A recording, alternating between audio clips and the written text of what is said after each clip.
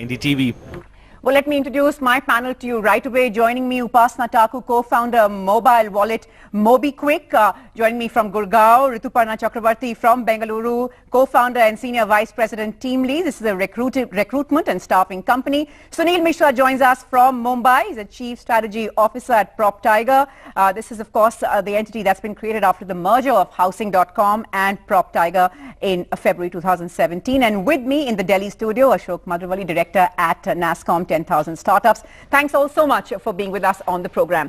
Upasana, let me start by asking you, when Kunal Bayer wrote that letter that made headlines when he talked about laying off those people in his company and also the fact that the founders will not take any salary, there's a phrase that he said, the Me Too race to the edge of the cliff.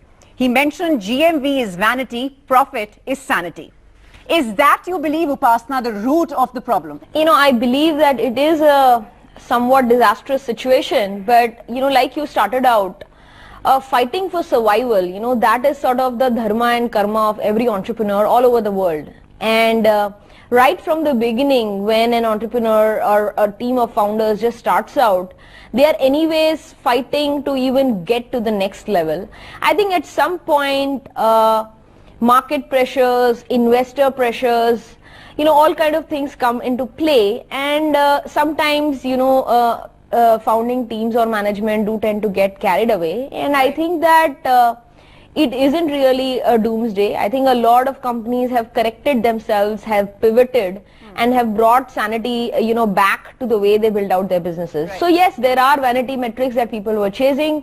There was excess money pumped into the Indian ecosystem a couple of years ago, and when people have excess money, they don't know how to utilize it efficiently. Right. So in many ways, ways, that people have pivoted, perhaps made these mistakes. Sure, you're saying that people have pivoted, made these mistakes, pivoted, perhaps learned from them. Someone who sort of fits the bill perfectly with us, Sunil Mishra, like I said, of PropTiger Housing. Sunil, when you let those few hundred people go last year, I would imagine that the decision wasn't easy. When you take a look at what's happening in the space in other companies now in India, can you identify the problems, if they are the same kind of problems that you faced? Are everyone's mistakes somewhat similar? Is everyone confronted with the same kind of issues? I just wanted to spend about 30 seconds or 45 seconds in setting a perspective for what's happening right now. And if we take a few steps back, we will sort of understand what's happening. So there are about 19,000 to 25,000 startups which got started in the last 5 to 10 years.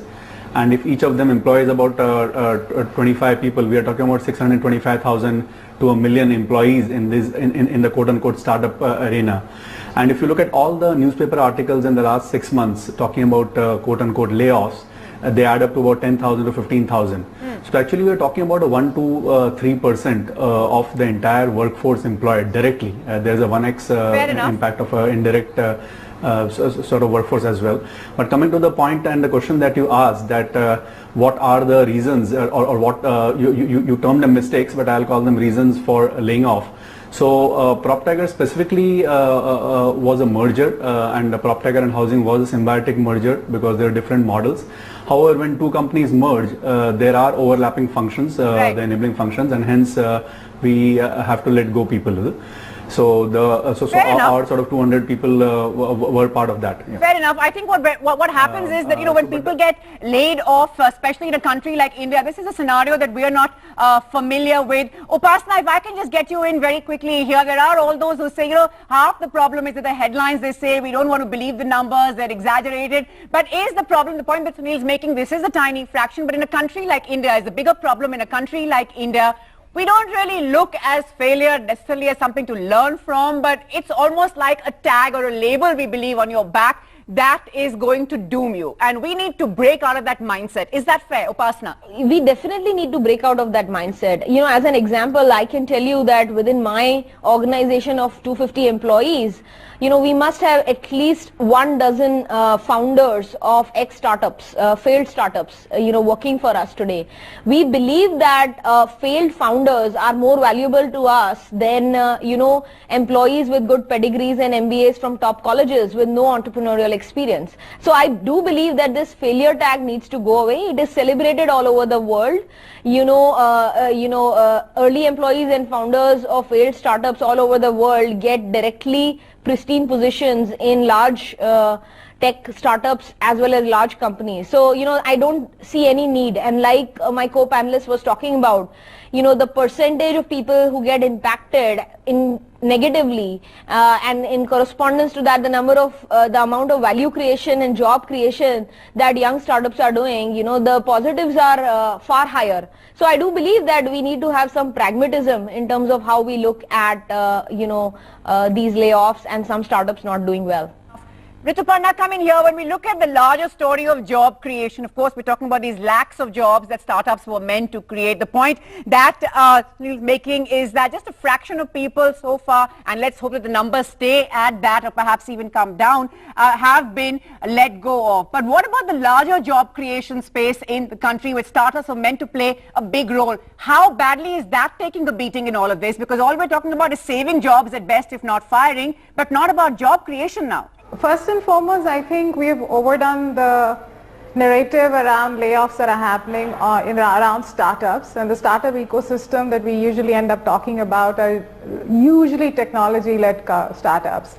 I mean, I was just putting together some numbers that over the past 6 months, out of the 1,75,000 jobs tentatively lost in this country, only about 3,500 have gone off from startups. So honestly, it's absolutely a tiny fraction.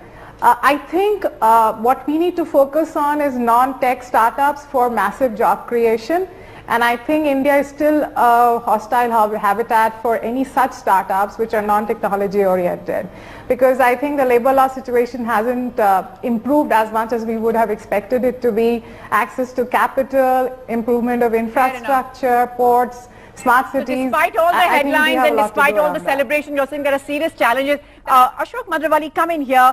Many people, even while we worry about, whether this is fair to only focus on startups, but I guess given the big banner headlines that have been devoted to India's entrepreneurs, it's only fair that many people now ask, look at them closely when things perhaps somewhere do start going wrong. To all those who are asking what are mentors doing, why are investors sitting back if things start unraveling, what would be your response? See, I think we have to take a long-term view on this. This is the first wave of entrepreneurs coming into the ecosystem, so there's bound to be failure, and we are very bullish. In fact, if you look at all the investors that we've been talking to, everybody is very bullish about the Indian market long term. I think there is some course correction that's happening right now, which is only fair, and if you look at even all the e-commerce players, the GMVs have to go up. They have to bring in a lot more efficiency. All of that is going to happen. It may take another 3 years, another 5 years, but it will happen.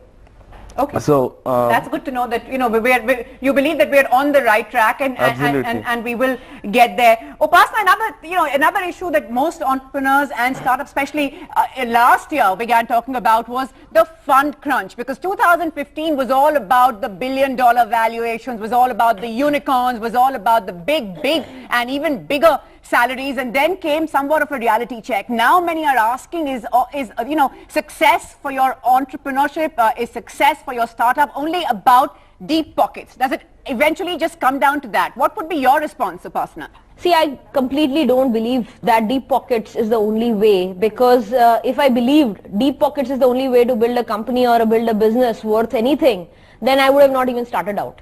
As a startup, when you're starting from scratch, starting from fundamentals, 1 people, 2 people, founding team, you first figure out your product, user, etc., etc.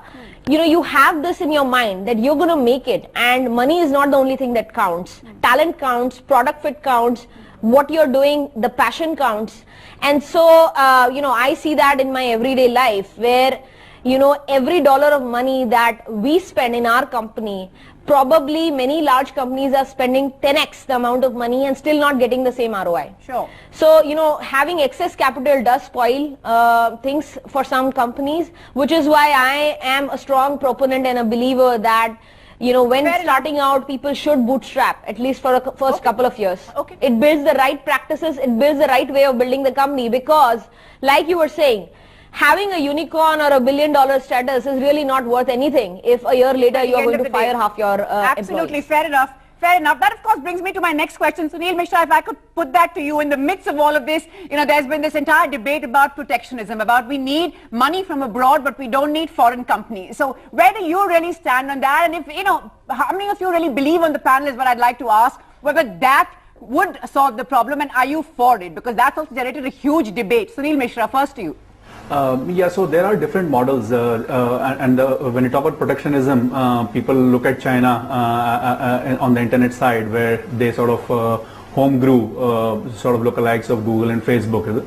But we have subscribed to the sort of capitalist open market sort of way 20 years back, and I think that's the right way to move ahead. Personally, I don't subscribe to the concept of protectionism. It's best business model should win its way through. Sure. When you double click on the ownership of even Indian companies, I think you will be sort of not surprised to see that most of the money is not Indian, is it? Coming across some stats that said that, how failure isn't a bad word. It is in a large number of entrepreneurs who failed, or people who've been in companies who have, in fact, laid off people, have been welcomed by others. I mean, we saw that tweet by Vijay Shekhar Sharma of Paytm soon after those Snapdeal layoffs, saying that, if you have the skills, especially for technology people, well, then come to us. So really, this is a space where failure is not a bad word. Rituparna. Yeah, I think what's happening in startup is there's nothing to, I keep saying there's nothing to worry. Let's welcome it and let's make peace with it. Everyone who's in startups, they should make peace that this is how it's going to be. As a matter of fact, dealing with all this noise, the sooner you learn, the better it becomes in the long run, because then you will know how to cut across through all these distractions and focus on work. As long as startups stay focused, remain capital frugal, focus on having a one-on-one communication channel open with their employees about what their intent is, what's the future looking like, I don't think startups have much to worry about. I think India as a country is gaining a lot because of the startup ecosystem. Absolutely. And we should put all our might behind them, because the entire landscape, the way the world is viewing India right now, has been probably largely driven by the startups and the unique stuff that they're doing in this country. Absolutely. We're not the world's third largest startup economy for nothing. You go to top college campuses and we're told over and over again that, the brightest minds are choosing startup careers over going to traditional corporates or the big companies. But Sunil, if I could bring you in, Rituparna, they talked about being capital frugal, and I spoke earlier about this briefly, but that really seems to be at the heart of the problem, doesn't it? The fact that lots of entrepreneurs, many of them very young when they start off, get carried away when things are really good, and many would say that does happen. You have to learn from those mistakes. But do you believe that entrepreneurs are learning enough from each other's mistakes as well? When you put your story out there, do you believe that there are others who are listening in and perhaps taking notes on what to do and, importantly, what not to do? So Natasha, you're bang on. Actually, the learning is happening. Even in the last two to 3 years, and I've been in the startup world for 2 years after stints in telcos and financial services. I'm seeing founders sort of getting more, I won't say responsible, they've always been responsible, but learning more on profits and revenues rather than GMV and eyeballs. So, and they're learning from failures of others, which was the point that you raised. And I'm seeing that happening more and more in the last 6 to 9 months. Right. There are some investors who are also learning this because the founders are not the only ones who are to blame for the last 2 to 3 years. And everyone is sort of looking beyond the last man standing model. Right.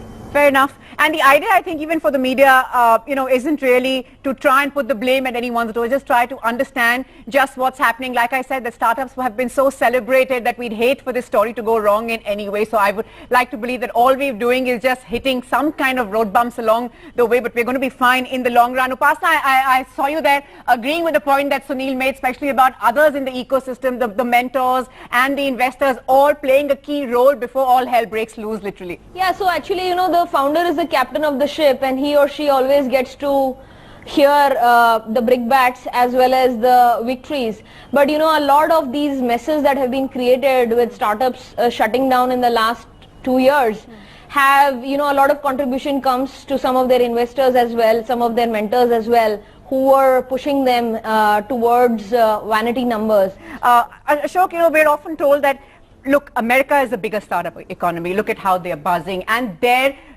people getting the pink slip is almost a part of life. They don't make as big a deal about it as we tend to here. So I take the point about the media, but that's of course also the point that we discussed earlier about society as ours. But you will, in fact, or the entire panel will be pleased to know that, our correspondents walked down the heart, really, in a sense, of India's startup capital, Koramangala, and we found, whole hordes of entrepreneurs and wannabe entrepreneurs there, and people who'd been laid off, and they all said, yeah, I mean, things might be slightly rough, but don't worry, this is going to be absolutely fine. We had people saying, we have been laid off and we're going to find a job, we're going to find our feet, and we're going to create the next big company, product, idea. So that really, Ashok, I would imagine for you is really heartwarming.